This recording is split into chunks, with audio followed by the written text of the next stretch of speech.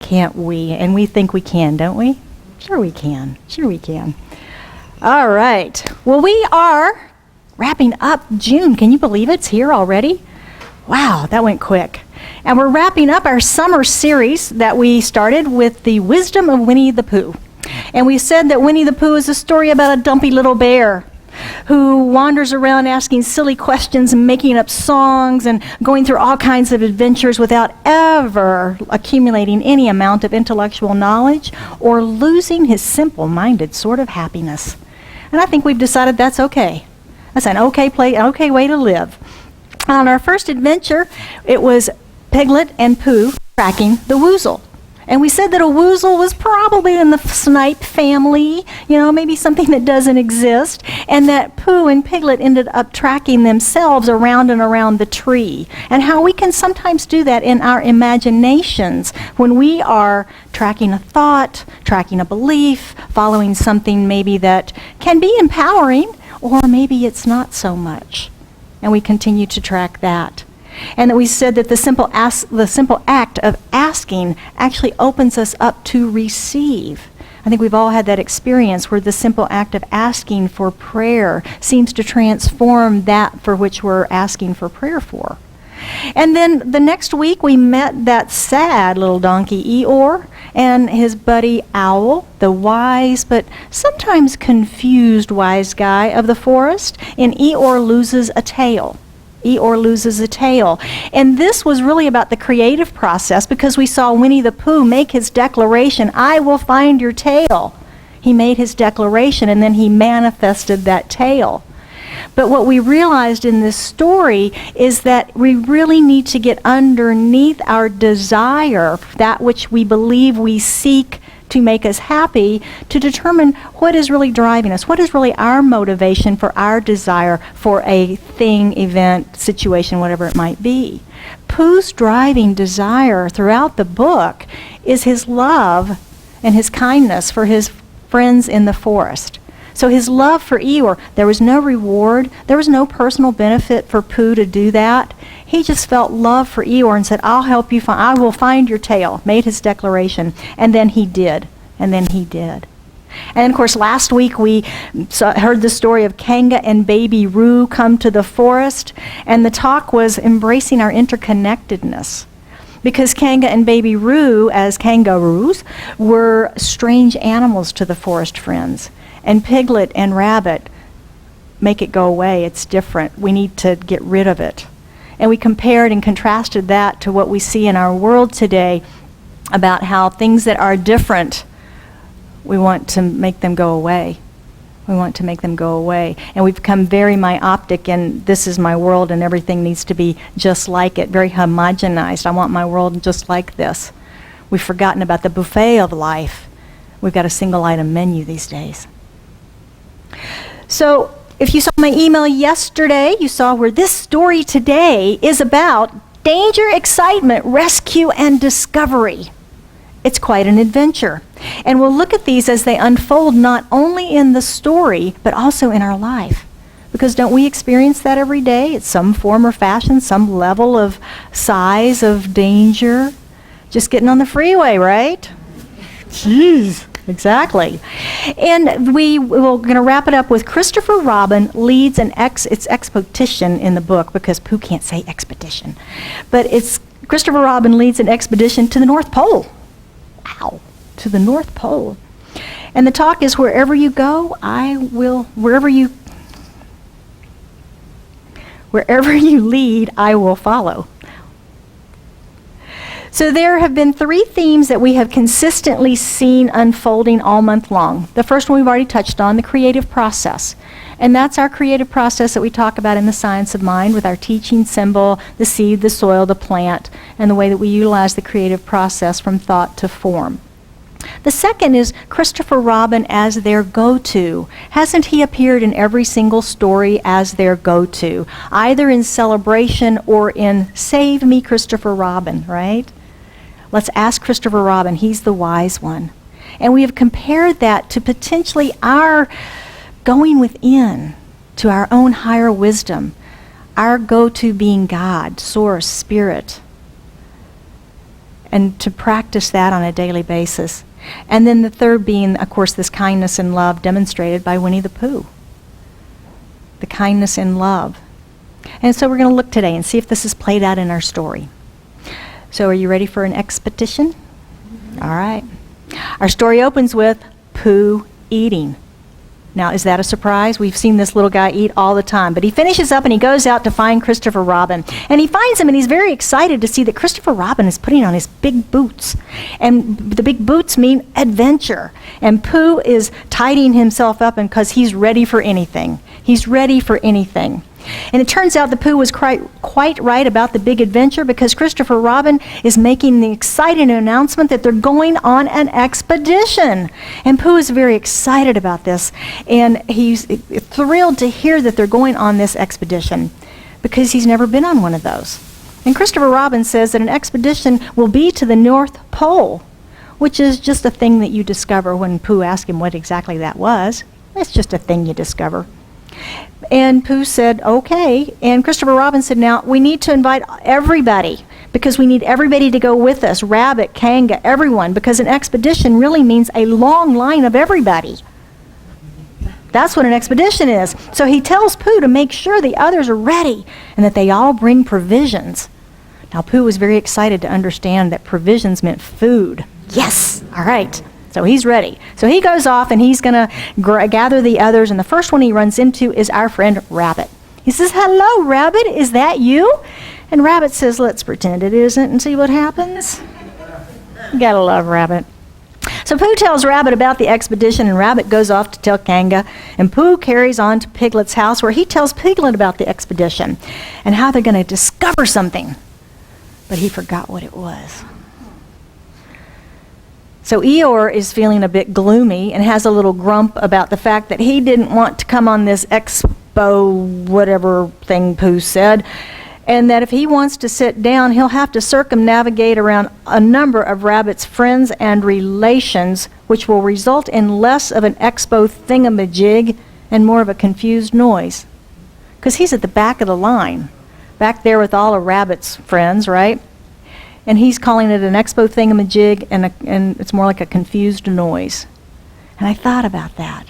It's like, wow, does my life ever feel like a confused noise? Yeah, kind of recently. Y'all have gotten to experience that with me with this move, right? It's been a little confused noise in there. And a lot of times for me, a confused noise is when, of course, I'm in my own head, right? And I've got a decision that I'm wrestling with.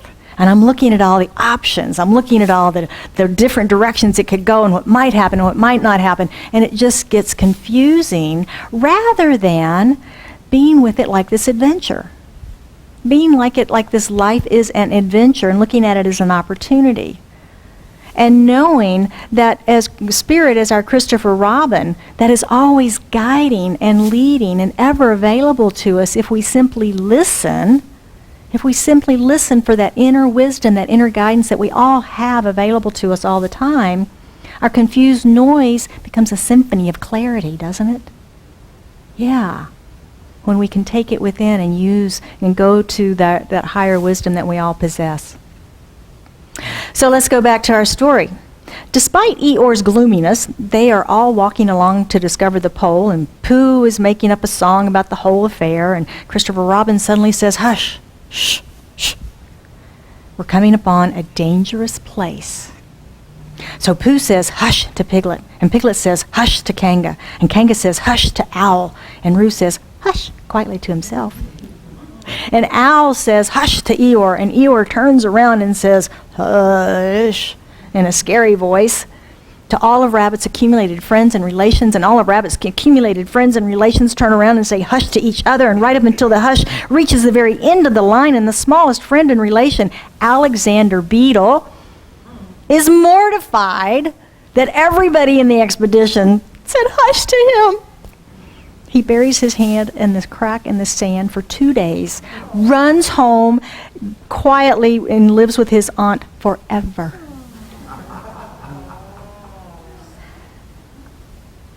How many of us have or know someone that has that story? That defining moment in our life. And that's where we live from. That story.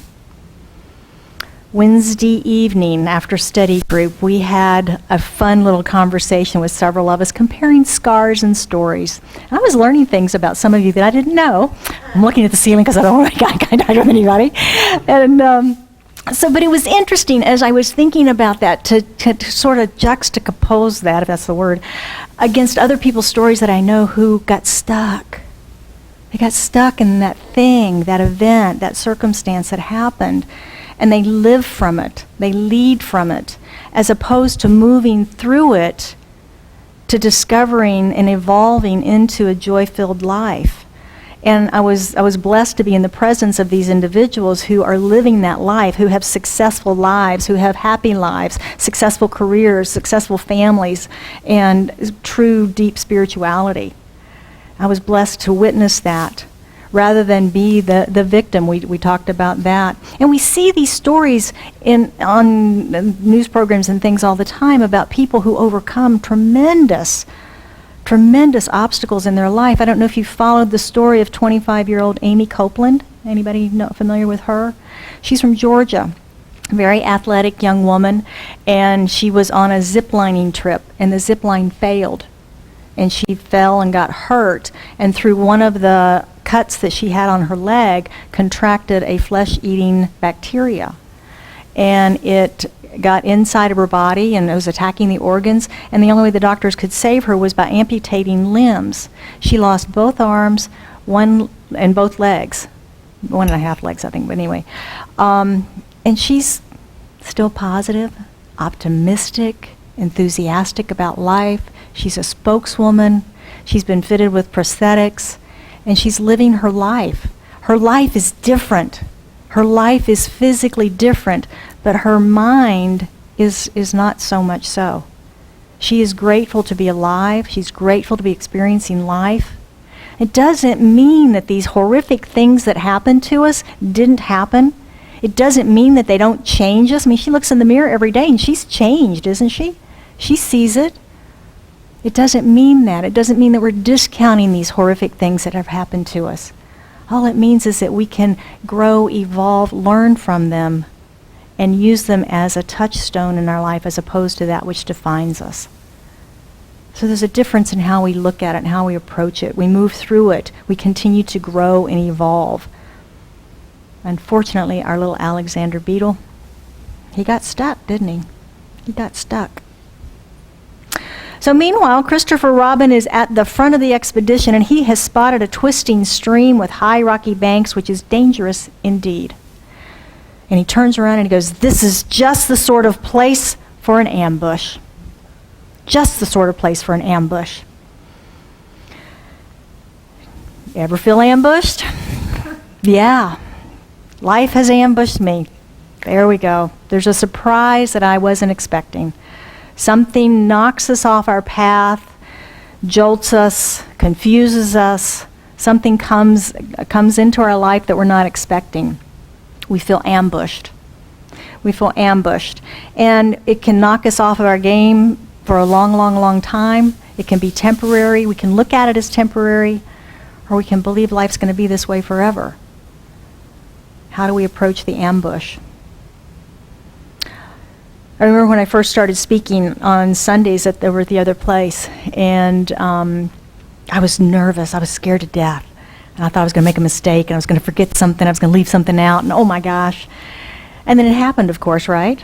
I did. I got jumbled up in my notes or whatever. And what I learned was a very, very valuable lesson at that point was it's not about making mistakes. We're all going to make them if we're lucky. It's about how we recover from them. Because when we're recovering from a mistake, what are we doing? We're using our creative genius, aren't we? To improvise, to create a new route, a new solution. Most evolution and most great discoveries are because somebody made a mistake.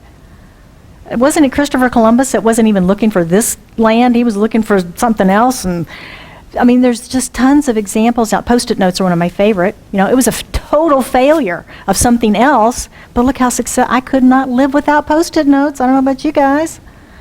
So that is what we look at with this idea of learning. It's not so much the mistakes that we make, but how we recover from them that counts.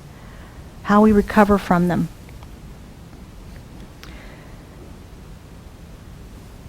My new idea on that's come up with this is that it's not an ambush. It's a surprise party. Isn't that better? Isn't that better to think about it that way? It's a surprise party. It just changes the energy, doesn't it? So we can look at it as, oh boy, life's throwing me another surprise party. What am I going to do with this one? What am I going to do with this one? So that's been making me happy this week. So are we gracious? Are we kind? Are we blaming? Are we angry? Are we fearful? Are we resentful? What do we do when these things happen? Or do we get stuck like Alexander? Do we get stuck like Alexander? So once they get through the dangerous place, Rabbit and Christopher Robin have kind of wandered off a little ways up the stream and have a little private conversation because Christopher Robin's not entirely sure exactly what the North Pole is. So he's asking Rabbit, what is this? And Rabbit's like, well, I think I used to remember, but I don't remember anymore. And Christopher Robin said, yeah, I think I used to remember too, but I don't remember anymore. But I think it's probably just a pole. I think it's probably just a pole in the ground someplace. Because why would they call it North Pole if it wasn't a pole?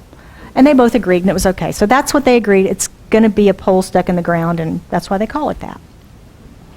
So now that they've got that all sorted out, they rejoin the rest of the animals where Piglet's having a snooze. Roo is washing in the stream for the very first time he's ever washed himself because he's a little baby. He's washing himself all by himself. And Owl is telling Kanga an interesting anecdote.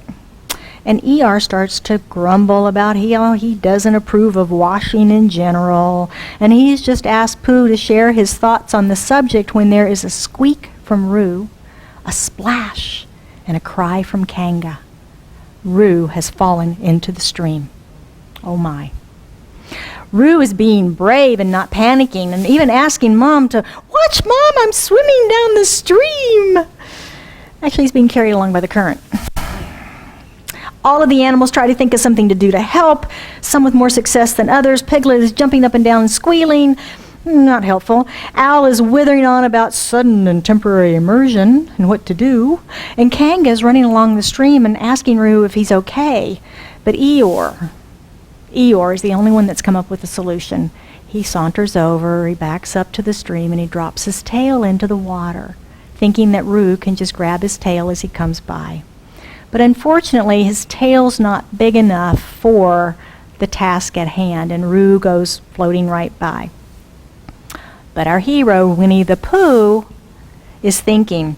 He has already found a long pole, and he is already standing downstream with it, and Kanga's on the other side, and they hold the pole out over the water so that as Roo comes down, he can reach up and grab hold of it. He climbs out. He's safe. He's sound. He's back with Mama. Well done, Winnie the Pooh. He saved Roo. So Roo was rather overexcited about his adventure, about swimming and asking everyone if they watched. And Christopher Robin is not paying much attention to Roo as he's staring at Winnie the Pooh. He goes, Pooh, where did you get that pole? Pooh says, I don't know, I found it. And he says, you found it?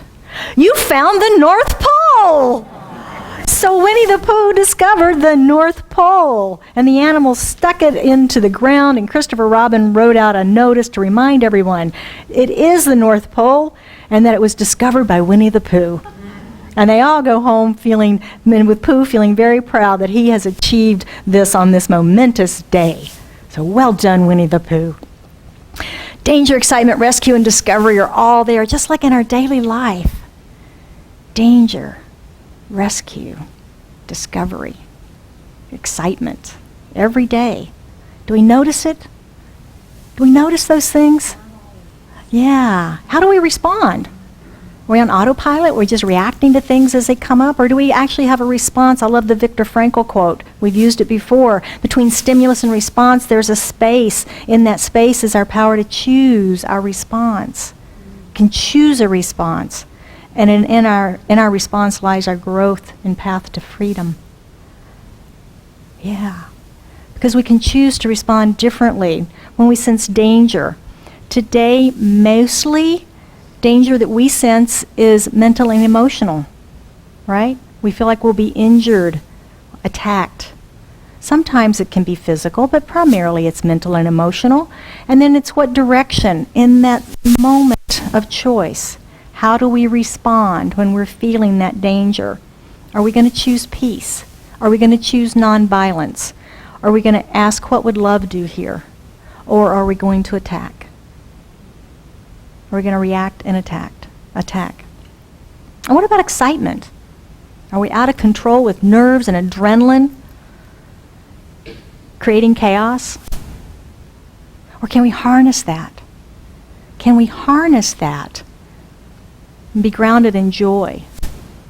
I'm always amazed at our first responders. They go into exciting situations, don't they? They go into chaos. They may even go into danger, but they're the eye of the storm. Through their training, they are there to serve. They're in the eye of the storm. They're calm, cool, collected. They've harnessed that energy. And then, are we on a mission of rescuing others?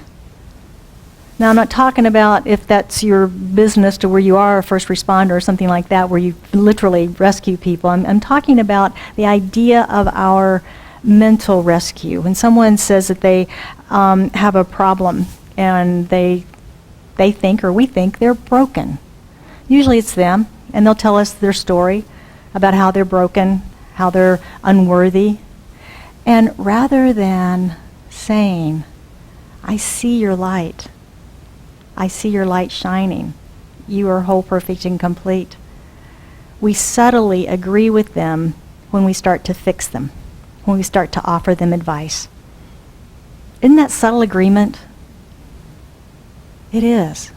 It's subtly agreeing. And a lot of times that can be on that deeper soul level. And people are coming and asking for validation, maybe, saying, I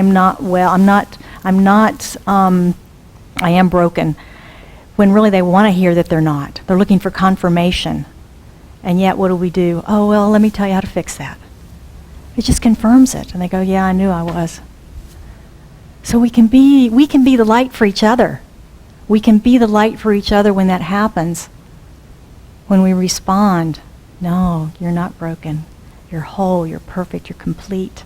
I see your light. I can see it. Let it shine brightly. Let it shine.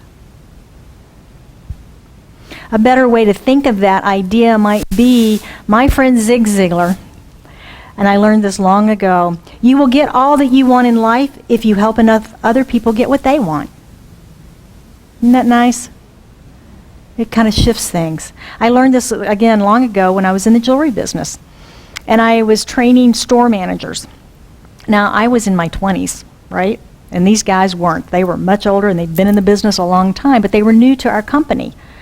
And what I told them was that you guys come in here with all of this experience about jewelry and business and everything that you've got, but you don't know anything about this company.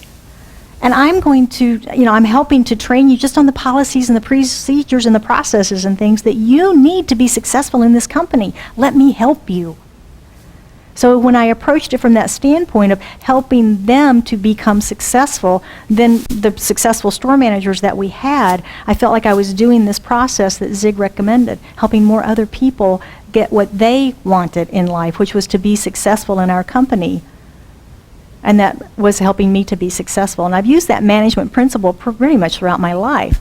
Help enough other people. Help other people. And it automatically helps us. And that's kind of what Mr. Winnie the Pooh did, wasn't it? When he was helping Roo. His love, his kindness was to help Roo, to save Roo, to help Kanga. And he got what he wanted. He discovered the North Pole. Right?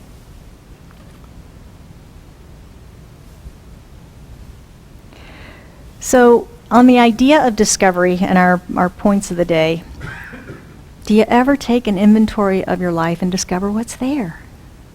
Who's there? Well, I've had the opportunity to do that recently, in my downsizing move that I've been doing.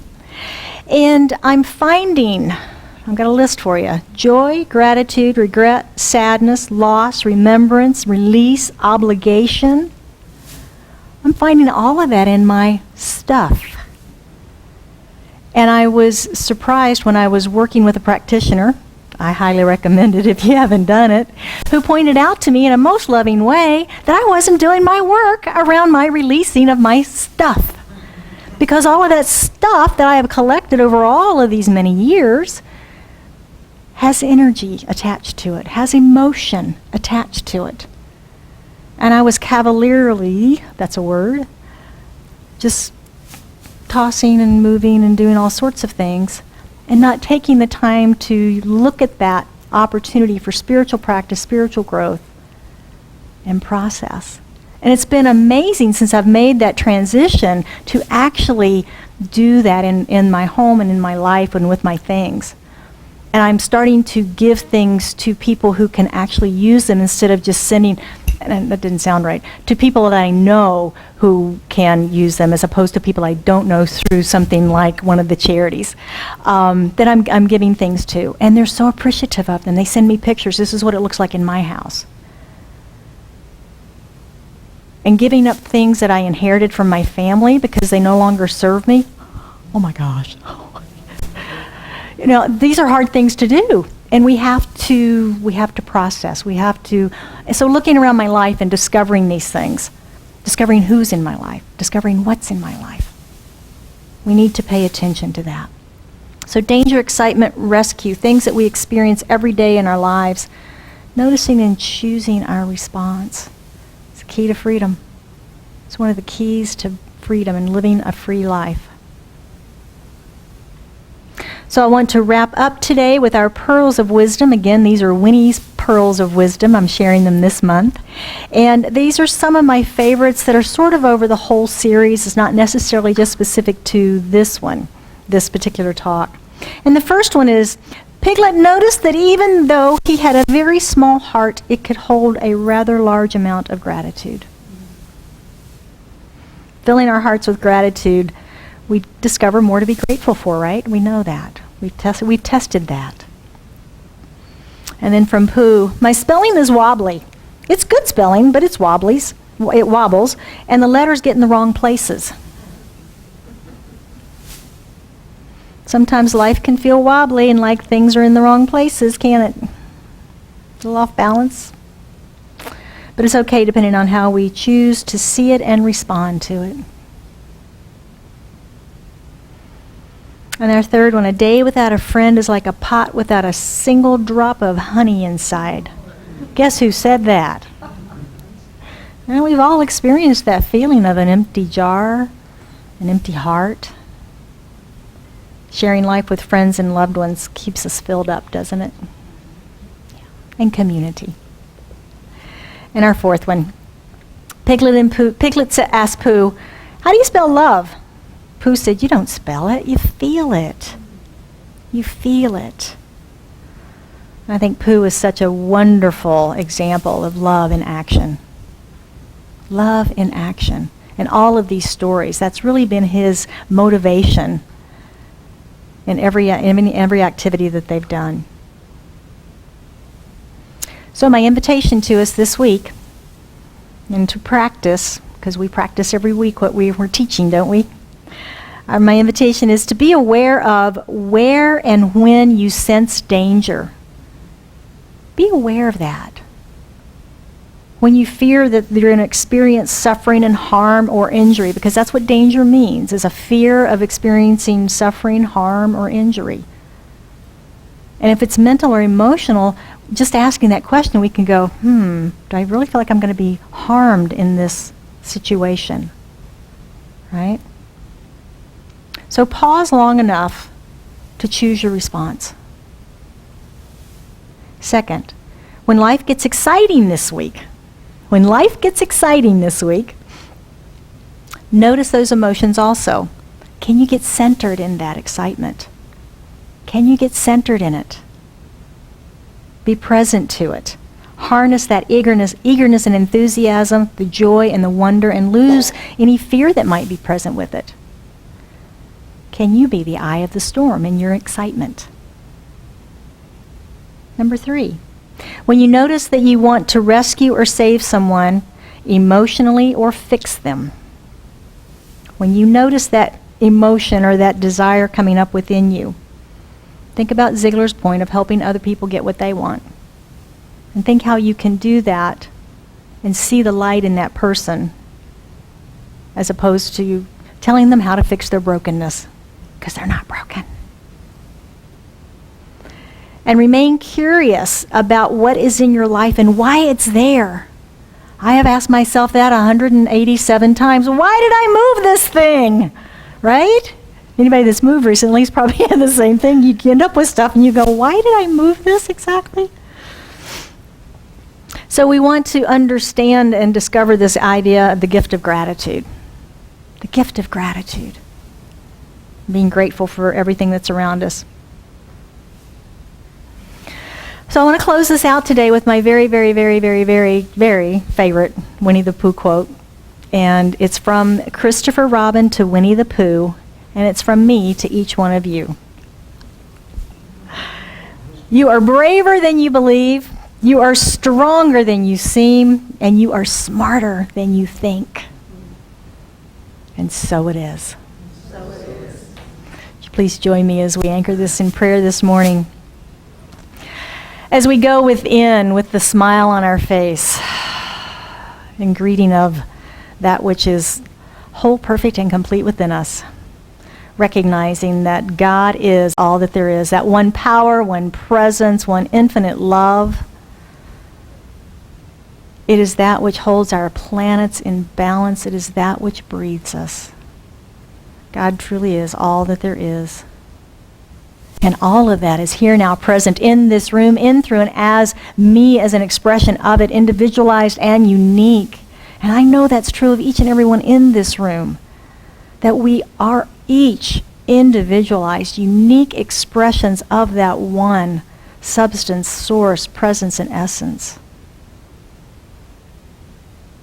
And so from this place of knowingness, I speak my word for and about each one of us, knowing, claiming, and accepting that whatever is on our hearts this day, knowing that that is lifted into this prayer,